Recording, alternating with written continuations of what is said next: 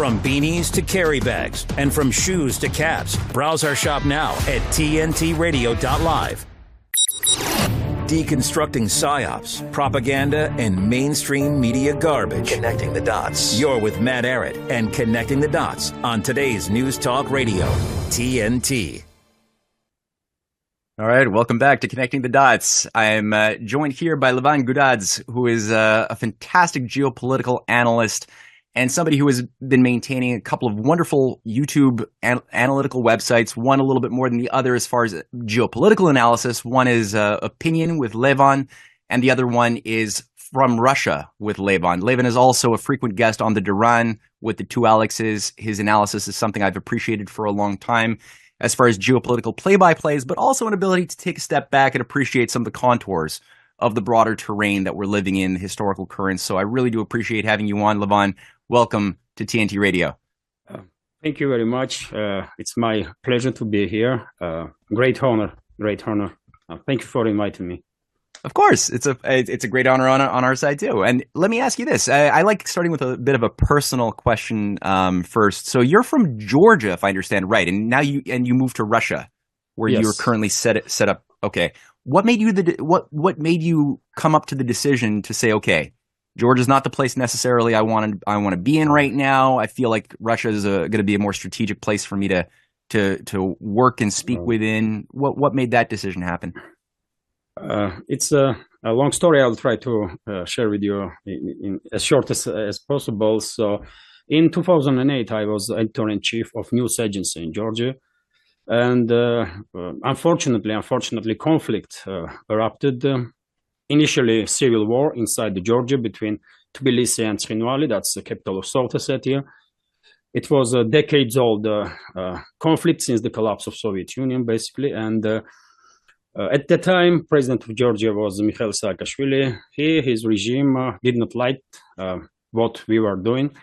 And basically, we were doing journalism. I said to my colleagues, you know what you do, whatever you think is necessary to inform public as much as you can, because better informed public are capable of better decisions. And then we will see how it will turn out. And unfortunately, Saakashvili's regime did not like it. We end up under pressure. And in 2009, I was basically forced to evacuate family and flee to Russia. That's how we end up in Russia in 2009. So it was not a pleasant situation, of course, but things happened when you are in journalism, so it's not really that surprising. Yeah, no, absolutely, no. And you exhibited a lot of poise and courage throughout this entire period. I mean, and Georgia has been a place which has been targeted for quite some time by color revolutionaries. And I noticed that there has been a bit of a pushback. Saakashvili found himself in prison. First he found himself in Odessa doing some weird stuff there, and then he found himself in a Georgian prison. Could you say a little bit something, since we're on the topic, of what's the story and what is currently going on in Georgia? Is there a danger of a new color revolution occurring inside of Georgia? Since I know there's not everything is falling directly into the position that certain manipulators would want. So what do you see currently as the story of Georgia now? Yes, as you rightly mentioned, Saakashvili himself was a creation of color revolution in 2003. He did rule 2 terms, and he was replaced by current ruling party, Georgian Dream, which did quite a good job, I will say, to secure Georgia. And it's the first time in last decade when Georgia did not have any internal military conflict or conflict with the neighbor. So current government definitely does quite good job to secure Georgia's interest, to secure society, and Georgia is developing quite rapidly, economically speaking. And since 2022, when special military operation began in Ukraine, certain forces in the Ukraine and also in the United States, in some other major countries in the West, probably did try to provoke second front, kind of, using Georgia, using these groups that were exactly the revolutionaries, groups that participate in the color revolution in 2003. They did try to destabilize country several months ago. They did try to storm parliament in Georgia, and distract communications and so on. But fortunately for Georgia, government did stand up to these provocations, and they did manage to calm things down. And just a few months ago, about 2 months ago, representative of Georgian Secret Services did made a statement that still danger at this point, Georgia is under danger, that certain forces in Ukraine, and names were said also. For example, Mamuka Mamulashvili, who is formerly head of Georgian Legion, which is fighting on behalf of Kiev regime. So he was named also deputy of Ukraine's military intelligence. He is a Georgian in his origin, and Ukraine's military intelligence. The head of the Georgian Legion was made deputy head of. No. Okay. Current deputy of Ukraine's military intelligence also has Georgian roots. Oh, and him, Georgi Lotkipaidze, if I may mistaken his surname, but he definitely has connections in the root, and he was named by Georgian Secret Services as one of the organizers of attempts to destabilize Georgia with force, with use of force. Also, Mamuka Mamulashvili was named, who is the head of Georgian Legion.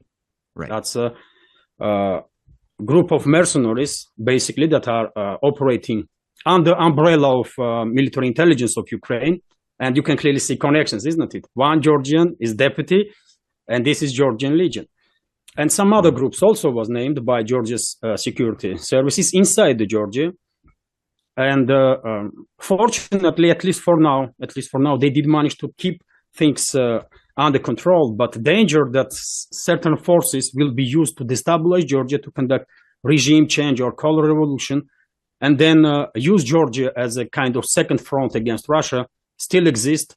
And this is statements that Georgian officials are also making. So that's the situation in Georgia. It's under control now, but it is. Sorry, I didn't mean to interrupt you, but I'd read somewhere that it was the Georgian Legion that was also possibly involved with the shooting during the Maidan. Yes, as part of the shooting operation of both cops or the police officers as well as the protesters. Is that true? In your research, did you see if that's something that is true? Yes, Georgian sources stated this quite a few times. It's open secret. It's open secret at this point. High-ranking Georgian former military even stated about it several years ago, that it was members of this so-called Georgian legions that basically opened fire in 2014 on both sides, on side of protesters and on side of police in the Kiev. And as a result of it, as we know, 100 civilians were killed, and that was used as a pretext to conduct regime change after that. I'm going to keep on this topic just before we go to the commercial break, and after the next break, we'll shift gears a little bit and go to some other geopolitical stuff. But in Georgia, is there I mean, you're bringing up a lot of collusion between the fascist elements of Ukraine and Georgia as far as creating this anti-Russian front. Was there a historic dynamic of Nazism inside of Georgia that's been cultivated, as we saw with the Banderites over the years? Is there something similar in Georgia too that I'm not aware of, or no? What's causing this? What's causing this cultural beast to be groomed and maintained by Western intelligence over the years? Then where does it find its roots? Entanglement, we can say, it happened after collapse of Soviet Union. During the Soviet Union, all the republics had quite good relationships, and Georgian Soviet Socialist Republic and Ukrainian Republic did maintain great relationships. So relationships on a base level was always good, but when Soviet Union collapsed in Georgia, two civil wars erupted in two locations initially, and then even in Tbilisi there was a civil war. Sorry, but two civil wars at the time talking about now was based on ethnic differences, unfortunately. One was Abkhazia and one was South Ossetia. And we are talking about exactly times when Soviet Union was collapsing and collapsed. So it's late 80s, early 90s. And Ukrainian, because Georgian government at that time, under leadership of Zviad Gamsakhourdia, was quite hawkish towards Russia, one may say. Anti-Russian sentiment was spread in the society, and basically since then, almost every government except this one that in charge now in Georgia, every government was basing its ideology on anti-Russian sentiment, and because of this element, Ukrainian neo-Nazi groups did fight on behalf of Georgia in this civil war in Abkhazia. So that's when connection began. Okay. So there was dozens of Ukrainians, mainly, not all of them, but mainly members of UNAUNSO, Ukrainian neo-Nazi formation or quasi-political organization, and other radical groups. Their members were fighting on behalf of Georgia and Abkhazia. And that's how connection was created between the forces. And then, after color revolution in Georgia, basically, I guess, Western secret services continue to further build up on this connection between forces of Mikhail Saakashvili and his inner circle, and between Ukrainian neo-Nazi or extremist groups, let's say. And this connection was used in 2014, for example, when, as you mentioned, most likely members of the so-called Georgian Legion participate in this crime when fire was opened on Protestants, on civilian Protestants, and also on police members in Kiev. Mm-hmm. And after that, this Georgian Legion did stay and fight in Ukraine, and it's kind of and that's a whole story, really. It has its roots in 90s, when Abkhazia conflict erupted, and Ukrainian neo-Nazis were fighting on behalf of Georgia to harm Russia. That's what they were thinking. I don't think they were caring about Georgians. Their main motivation was that they are doing something that will harm Russia.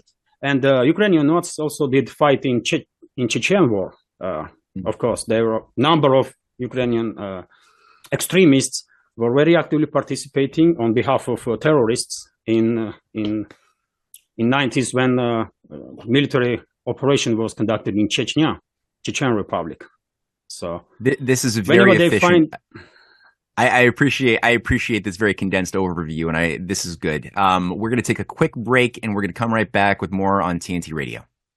TNT Radio's Joe Hoft. Just a terrible situation there, and Biden was behind it, pushing these arms, pushing billions of dollars over there. We don't know where that money went. I'll bet you money. I'll bet you a huge percent went. I bet you more than 50% didn't go to the people or to the war. It went to people's pockets, kind of like what we have in Palestine with the U.S. since under Biden, Trump shut this down, thank God. But under Biden, Obama, they started sending billions over to that part of the world. These people have been after Israel forever and supported by Iran, and billions of dollars going their way, and to help them, basically create chaos in the Middle East, terrorism, and we saw what happened earlier this year, about a month ago, the 2-1 attack in Israel, and the death and destruction, rape, and kidnapping. More than 240 people kidnapped. Joe Hoft on today's News Talk Radio, TNT. People might tell you that Lyme doesn't kill people, but we are losing people. People disappear from their lives. One of the scariest things that I had to deal with was memory loss. Not just like I don't remember what I did last week, but like I forgot all the words to my own songs. I remember going to my primary care physician, and he was like, "You are 100% healthy. There's nothing wrong with you." And my response was, "That's impossible. I'm dying." I wasn't working. So I had all of these hospital bills. We had to move out of our home and move into my parents' basement. I just wish I could have truly been present in those big moments, you know, when she took her first steps or, you know, her first day of preschool. Lima's such a thief, and it goes undetected because no one is looking for it. For more information and prevention tips, go to projectlime.org. Ladies and gentlemen, today's news talk. News and information. TNT Radio. All right, we're back with Connecting the Dots, and I'm here with Levan Gudadze. Recently, Sergei Shoigu gave a very strategic and very important year in review, sort of an update on what has occurred both within Russia, but especially on the special military operation. You did some really good coverage, taking apart and really just evaluating his analysis very, very nicely. What would you say would be the most important takeaways that people would receive from Shoigu's message? I think one of the most interesting points that Shoigu made and people spoke about is conservative estimates of Russian Defense Ministry when it comes to, for example, casualty numbers on Ukrainian side. This topic is big in all around the world, I guess, because everyone is trying to come up with numbers, which side lost how many military personnel. Unfortunately, that's a topic of discussion, and estimates of Russian Defense Ministry, according to Shoigu, is about 380,000 military personnel that Kiev regime lost during the special military operation, killed and wounded. And many people find it very conservative. Many people, including experts, find it very conservative.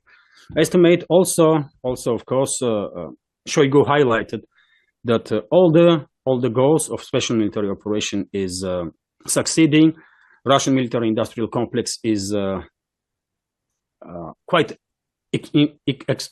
impressive when it comes to weapons deliveries, and defense ministry has no issues with munition, new weapon systems.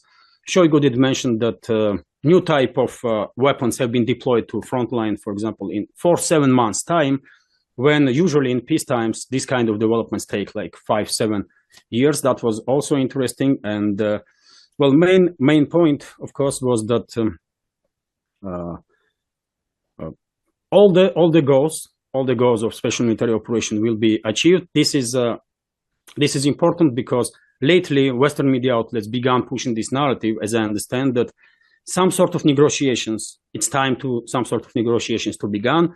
Especially this narrative became obvious after interview of head of Ukraine's General Staff Zaluzhny, when he said that it's a stalemate on the front line, and Western media went in a meltdown after that. And I guess some politicians also in the West, because it was, I guess, shocking for them. I don't know what they were expecting, but it was kind of shock for them.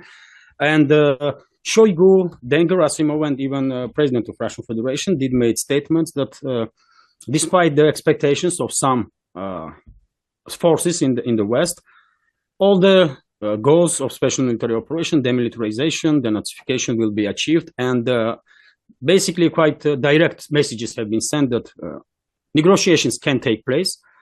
Moscow was never against negotiations, but on Russian terms.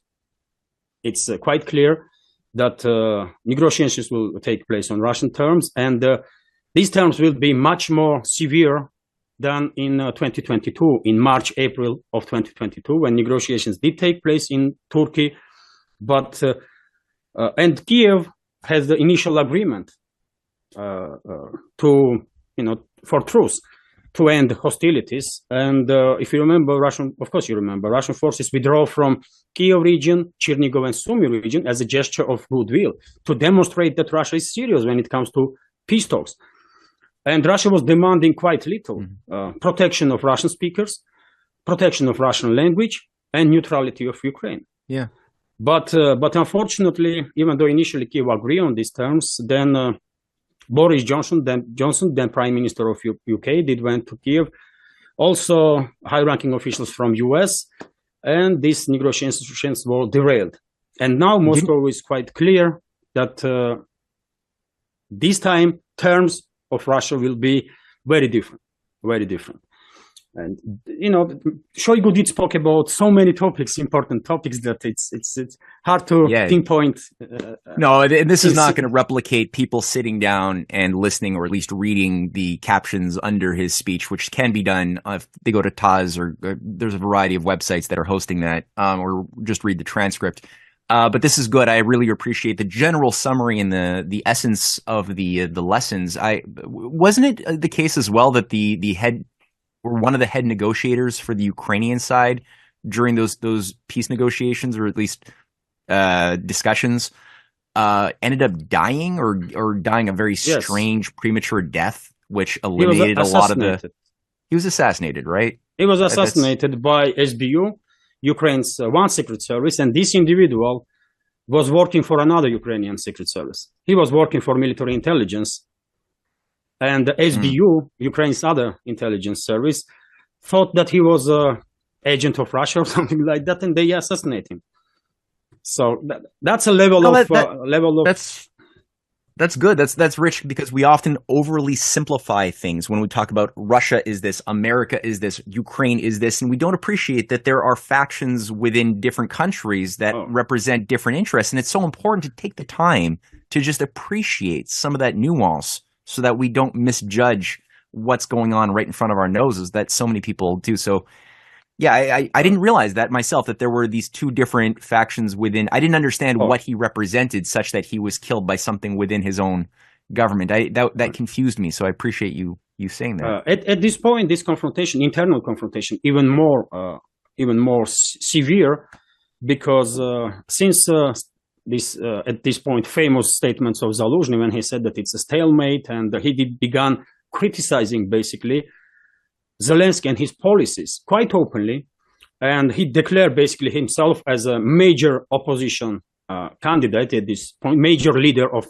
opposition, and straight away camp was created around Zaluzhny. So he's a major camp now, is created around Zaluzhny.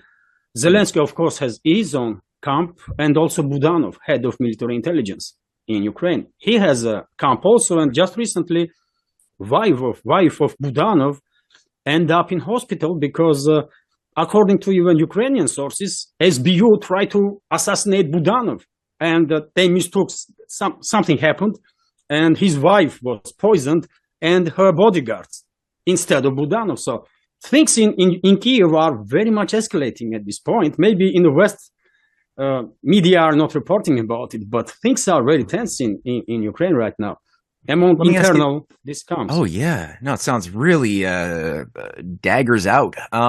What about Arestovich? I had read today that he made some remarks as well, saying Zelensky is totally misguided, that most of the troops that are out fighting are looking for excuses to surrender, that Ukraine is essentially lost, is what it's his messaging. He's a former advisor to Zelensky. Do you think that he's also somebody who came out saying things about how early on that Ukraine should learn from ISIS techniques? So he's a very, very weird character in my mind. Do you think that he's also is there a chance that he might be a replacement selected by the West to replace Zelensky? Or do you think it's more the other two that you just mentioned? Most likely, I will say major camp who has most chances to replace Zelensky and his inner circle. It's of course Zaluzhny and yes, 100%, because he has military support, he has public support very much, and I can explain how this support have been created. Sure. Arestovich, although also quite a well-known figure in Ukraine, quite extravagant character, as you mentioned, and he's somewhat popular also. So he definitely is, I guess, among the names that possibly Western leaders are considering whenever they are talking about replacement of Zelensky. And I have good reasons to think this way, because about 2 weeks ago, head of Russian foreign intelligence did make statement that during the last meeting of EU member states, foreign ministers of EU member states, one of the topics of discussion was among those leaders were names, candidacies who may replace Zelensky. And among several people, Arestovich was also mentioned. That's the information that was shared with public by Russian Foreign Intelligence Service, and they should know what they are talking about. So they should have really concrete proof of that. So yes, Arestovich may be seen by some forces in the West as a replacement. He is most likely can be seen by Moscow as someone with whom Moscow can talk. But is he more? Is he has more chances than Zaluzhny? I don't think so. No. Zaluzhny, I guess, major figure, and the UK's secret services, UK's military intelligence, gonna have a hard time to protect him from Zelensky and SBU, because as you probably know, just recently his aide was killed. I did not know that. No. Wow. Yes, in very strange circumstances, aide of Zaluzhny was killed, and about a week ago, there was new scandal in Ukraine when. Listening devices were found in office of Zaluzhny and another his aide. And of course, even Ukrainian channels began speculating that most likely it was SBU. And SBU is in camp of Zelensky and SBU and Zelensky's camp has a conflict now with not just Zaluzhny but also Budanov. So it's deadly triangle there in Ukraine between these three major figures. Zelensky, Zaluzhny, and Budanov. So if between Zaluzhny or Budanov, who would you think would be the most preferable replacement for Zelensky? Zaluzhny, of course, because I don't think Moscow will ever consider to speak with Budanov, because Budanov is head of military intelligence, and this structure, military intelligence, was actively involved in terrorist attacks inside Russia, in killing of public figures, in killing of journalists. And Budanov has basically stated openly that he was involved, he and his institution was involved in this. So there is no way Moscow will consider him as someone with whom some serious talks can happen. So Moscow can see negotiable candidate Zaluzhny, although he is an enemy at this point, isn't it? But at least he didn't act as extremely as Zelensky did and Budanov. So I think most likely Zaluzhny will be seen as a someone with whom negotiations can take place by Moscow, and also, if not by everybody in the West who makes decisions, at least by significant portion of really influential groups. First of all, in UK's intelligence community. And what types of sacrifices do you think that Zaluzhny would be prepared to make? Like, would he be willing to sign an agreement to allow for the Donbass and Crimea to fully just go back to Russia? And would he agree to a neutrality program as well? Or do you think that these are too much? This is too much to expect, that he wouldn't be allowed to make these types of accommodations by the Nazis? I think main issue now for Moscow, at least, will be how legal Zaluzhny will be if he will replace Zelensky. Because for Russia, probably you did notice that whatever steps Moscow makes, it tries to everything to be as in a legal frame as possible. So let's say new regions. It was referendums then to secede from Ukraine, to declare independence. Then was referendum to join Russia. Then Russian government, Russian constitution court discussed this topic and they made decision, yes, it's legal, we can do this. Putin and his government in every step are trying to stay in this legal framework so that every step is legal. And if Zaluzhny will replace Zelensky with some sort of military coup, Moscow may find it difficult to talk to him even, because if whatever papers he will sign or whatever agreements, it's always can be disputed that this person was not. He's not legitimate. He's not right. He's not legitimate. Yes.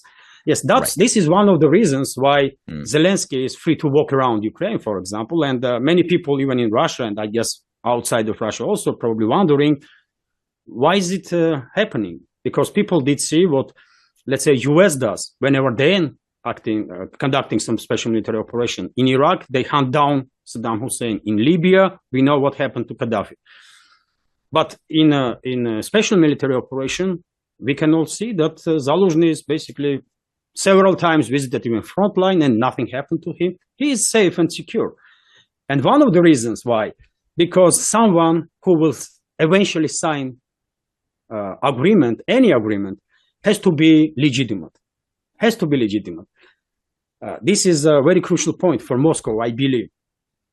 That's how Moscow operates. So if there will be elections in Ukraine and Zaluzhny will win that elections, whatever kind of elections that's going to be, well, Moscow will have no issues with negotiations. But if some sort of military coup will take place, which is possibility also, then I believe Moscow will find difficult to talk to him even, or agree on or sign any agreements, because he will be called illegitimate leader. Maybe after coup, some sort of elections will take place, and after that, some agreements will be achieved. That's a very different story. That gives him some level of legitimacy, definitely. If after military coup, some referendum or some elections will take place. That's the first point. So for Moscow, it's very important to stay in a legal framework. How Moscow sees is legal. In the West, there may be different opinion what is international law, what is not. But Russia has its own take on this situation. And when it comes to negotiations, what will Moscow demand? That's also a crucial point.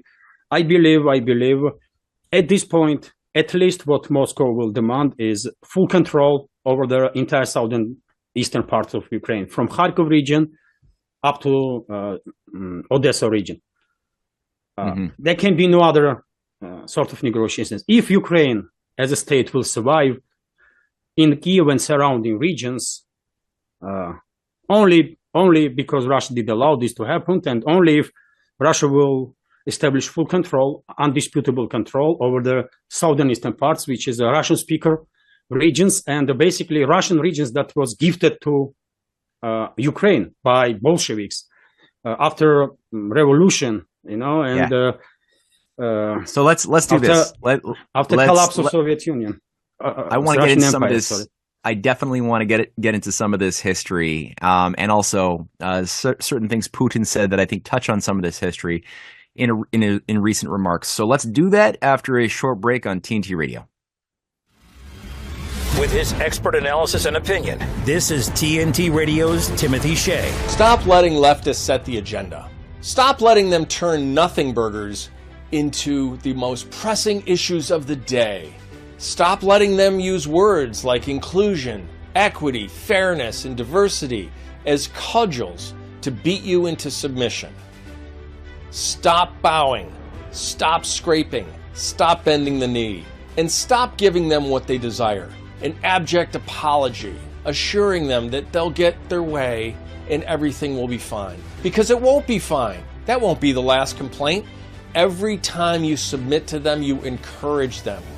You give them more fuel for their next attack. And it will go on for decades. The Onondaga Nation complained to Syracuse University about the Saltine Warrior mascot in 1978. And here we are, 45 years later, the Onondaga Nation is complaining to Liverpool High School about using warriors as their athletic mascot. For 45 years it was fine, but now all of a sudden in 2023 it's not. Stop giving in to this culture of destruction. From MAGAInstitute.com, this is Timothy Shea for TNT Radio. While serving in Vietnam, a grenade took my ability to see. Today, I'm a sculptor, creating new visions. Now, my fingers are my eyes. As a veteran, I know the challenges of life can be great. In my art, turning a lump of clay into something beautiful, that means a lot to me. Life is like that. We each must use what we can to make things better. DAV helps veterans like Michael get the benefits they've earned. They help more than 1 million veterans every year in life-changing ways. Now, I show others how they can create something with their own hands. With support from DAV, more veterans can shape their lives into a thing of beauty. My victory is bringing beauty into the world. Michael Naranjo, may your victories inspire many more. Support more victories for veterans. Go to DAV.org. Navigating through the minefield of misinformation, intelligence operations, predictive programming. This is Connecting the Dots with Matt Arrett on today's News Talk, TNT Radio. All right, welcome back to Connecting the Dots. We were just talking a little bit about some of the historical dynamics.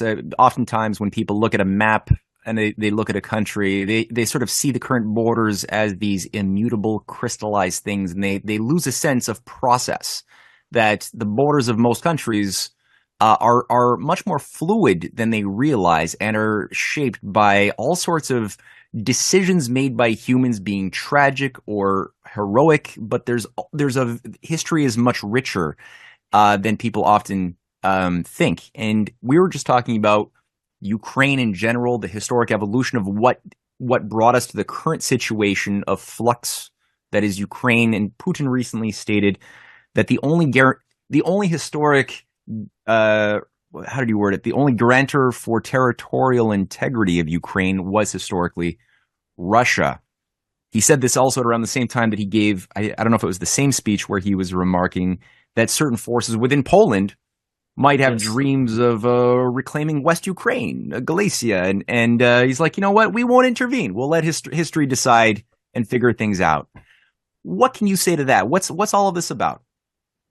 Well, I think Putin was quite direct, really, in his speech when he said that, for a reason, I believe, that there are certain forces in in Poland, that are dreaming about reclaiming parts of Western Ukraine that used to be part of Poland before Second World War. And we are talking about at least 80% of Western Ukraine. Some major cities in the West, like Lvov, like Ivano-Frankivsk city, like Rovno. This is big cities in Ukraine, and I'm quite sure it's not just Polish political leadership that is. Sorry, am I online? All right. Oh yeah, you're online. Yeah, I can hear you loud and clear. I can see you. I can hear you. Great.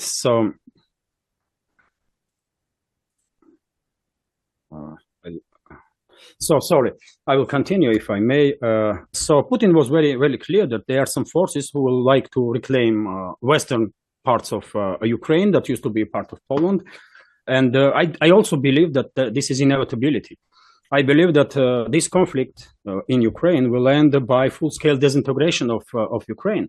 And historical, let's say, land that used to be part of Poland will eventually become under control of Warsaw.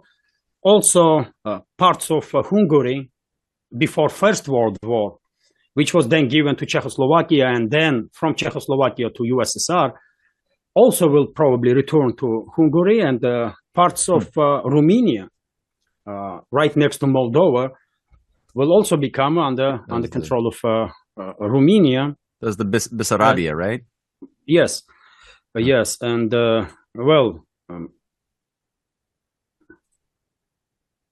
so when did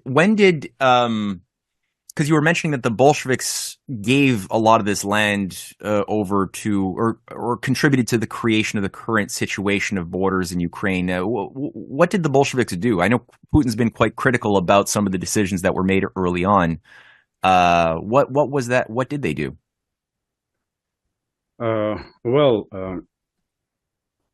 Bolsheviks basically gifted Ukraine all entire southern and eastern parts of the modern Ukraine, from Kharkov region to Odessa region. And after all, Odessa, for example, was built during the Ekaterina's reign. Yeah. And all the cities, all the major cities in the southern eastern part, from Kharkov, Dnipropetrovsk, Zaporozhye, Odessa, Nikolaev, just name it, all of it. And it was gifted by Bolsheviks to create this Ukraine as a Soviet republic. it was. What do you think the strategy was? What were they thinking strategically when they made that decision? I don't know, hard to tell. They were, in my understanding, Bolsheviks were some kind of. I don't know, man. All they think or all they care about was probably this worldwide revolution. I don't know what was going on in their mind, but they definitely did not care about separate states or about states in general. In some sense, they were true revolutionaries of the time, and they needed to create this Ukraine. They were probably thinking that it's I don't know, it's good stuff to even somewhat support this reborn of Ukrainian nationalism in some sense. And well, after 50s, we may say that Ukrainian was basically quite, quite self-concentrated. This neo-nationalist ideology didn't went away after defeat of Nazi Germany or after neutralization of these Banderites. Many of them was freed by Khrushchev from a gulag or from jail in Soviet prisons. They went back to Ukraine, and eventually them and their kids end up in powerful positions. And for example, first president of Ukraine was neo-Nazi. First president of Ukraine was of course, he was, I will say, one may argue he was not neo-Nazi, he was ultra-radical or ultra-extremist, okay. But still, under his reign began this build-up of neo-Nazi force in the Western Ukraine. Creation of this force that eventually in 2014 was so powerful that they managed to throw out legitimate government. So, do you think that Khrushchev was a Western agent? I mean, he gave Crimea over for no reason whatsoever, it seems. He released, as you said, all of these Nazi collaborators from gulags and sent them back to become a fifth column inside of Ukraine. Do you think he was do you think he was aware that he was a Western agent then, or do you think that he was just a fool? Or what was he? Why did he do this? Maybe he was idiot, how we say in English?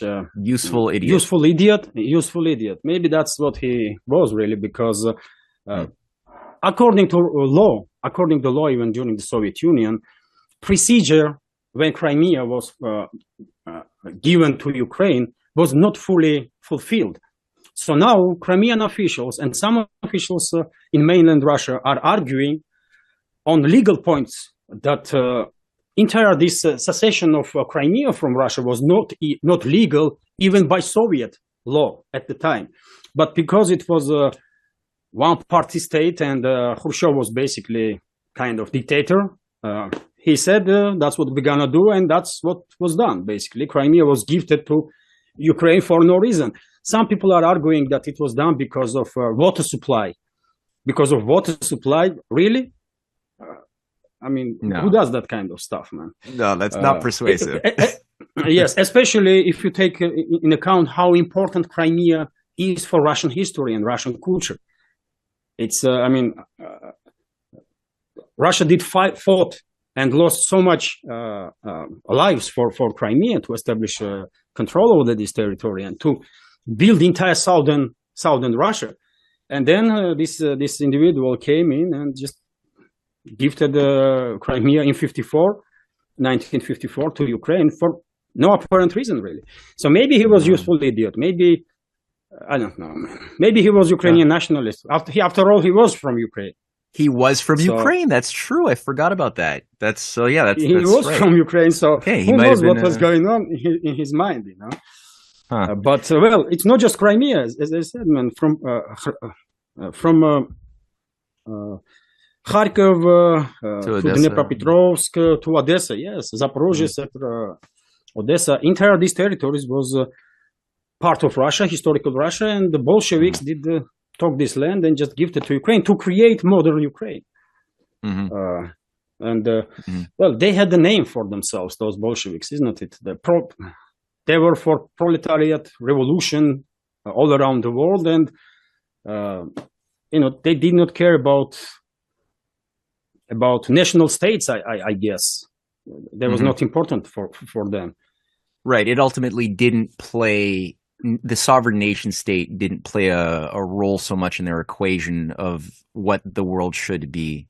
But then that's a question I've also been playing with, is like, just like we were describing how in Ukraine you have different factions, it doesn't mean anybody is necessarily the good guy, but you have certainly different factions fighting amongst each other, some much more sane than others. Obviously, Yanukovych represented a pragmatic, much saner view of self-interest of Ukraine than his enemies. What about for the Bolsheviks? I don't want to this might be too big of a topic to bring up, but when you look at the Bolsheviks, obviously by the time that Russia was fighting the Nazis, the worst elements of those anarcho-global empire, or global revolution Trotskyists had lost their influence. What accounts for the saner? Because there must have been saner factions within the Bolsheviks who didn't want to play that game and who ended up fighting the Nazis. How do you think about, or account for that? Well, it was a figure of Stalin, I guess. I'm not historian, so my understanding may be mistaken, but I think figure of Stalin did play a bigger role because he had the issues with this globalists for that time, because Bolsheviks, they were globalists for that time. They wanted this one world government in their understanding. Everyone should supposed to be Bolsheviks, communists, and well, Stalin had, maybe because of his insecurity, he was not trusting nobody, and he began basically take him out one by one. Trotsky eventually ended up in Latin America, and all the Trotskyists, all that movement was eradicated eventually, or mostly from or they became neoconservatives. or yes, or maybe they were too clever and just went into this communist party, and eventually maybe they bring to power Gorbachev. Who knows? Maybe it's interesting, eh? I mean, there's so much. Well, okay, so Gorbachev, Shevardnadze, who was from Georgia, by the way. Oh, right. That was a quite interesting company. Yeah. So Bolsheviks, it's a big topic, but there were some kind of globalist power at the moment from other side, not modern globalists, but from opposite side maybe, because they also had these weird ideas that they had to spread this revolution and the ideas worldwide, and they did quite a lot to achieve this, really, and quite successfully at some areas. And the world was basically divided, isn't it, during the Cold War between these two ideologies. It seemed like quite the formulaic approach to divide the world, to conquer the world, in some ways. But no, it's interesting what you're also bringing up with Gorbachev. But as I guess the last question I would throw at you, Fico, the Prime Minister of Slovakia, he gave a very solid statement saying that at the end of the day, he would never allow for Ukraine's entry into NATO because that would mean nuclear World War III. Do you think that there is sufficient resistance amongst the member states of NATO to stopping the type of, like, they already allowed Finland in, but Sweden, still there's some blocks. Ukraine, obviously Georgia, there's blockage. Do you think that there is a sufficient nationalist, sane, I guess I could call it, sane resistance force within member states to stop this thing from getting into World War III land? For sure. I want to believe that it is, because it's not just a new government of Slovakia, but also Hungary. Both states are members of NATO, and they are openly opposing further enlargement of not just NATO, but also EU. And when it comes to Ukraine, both states are quite clear that Ukraine is nowhere near to the standards that, at least formally, EU and NATO are applying for new members. to be legitimate, eligible to join the organizations, EU and the NATO. So I believe it's not just Hungary and Slovakia, but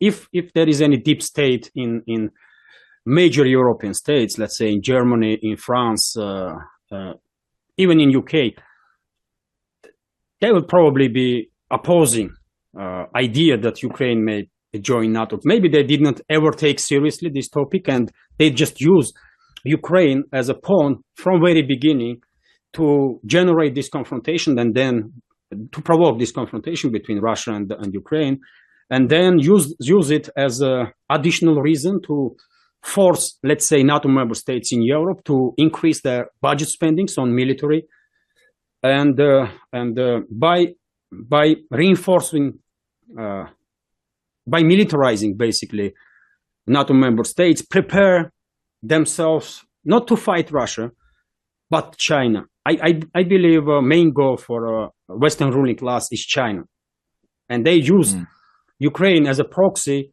to create this conflict, to demonize Russia, to scare Europeans. And you see this propaganda, isn't it, that after Ukraine, Russia gonna attack this member of NATO and that member of NATO, and unfortunately nobody is asking in Europe, for example, why? I mean, why? I can understand why Russia was so active when it comes to Ukraine joining NATO, but why they gonna attack Poland, let's say?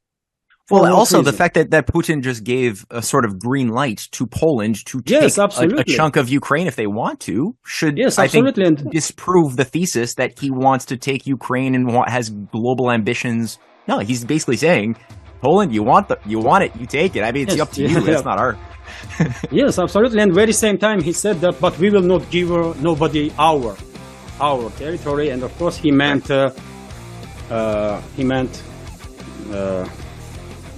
former parts of Russian Donbass Empire.